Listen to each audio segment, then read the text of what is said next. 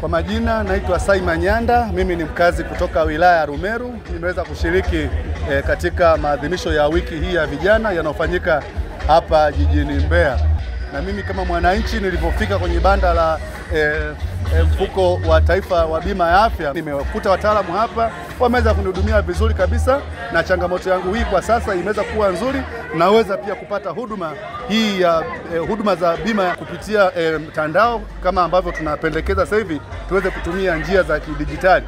Lakini mimi binafsi kama mwajiriwa wa serikali nimekuwa mnufaika wa huduma mbalimbali zinazotolewa na NHIF ambazo ni huduma mbalimbali, hususan huduma za kimatibabu. Lakini pia wategemezi wangu nao wanapata huduma kupitia mfuko huu, kupitia mimi ambaye ni mtegemezi wao, wananufaika na huduma hizi. Sio wakati wote utakuwa na pesa mfukoni uweze kumudu huduma mbalimbali za kiafya, kwamba umepata dharura, wife anaumwa, mtoto anaumwa, mama anaumwa, na wale wategemezi wangu wengine wanaumwa.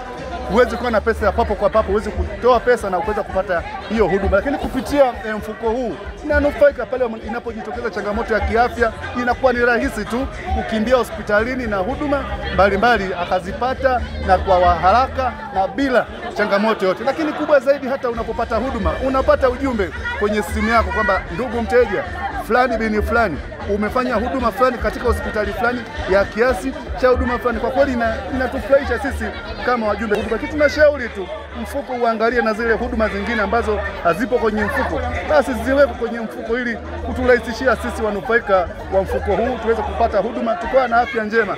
Na pale tunapokuwa na afya njema, basi tunakuwa ni nguvu kazi ya taifa kwa ajili ya uzalishaji wa huduma mbalimbali kwa wananchi wanaotutegemea sisi kama wataalamu tuliopo katika utumishi wa umma.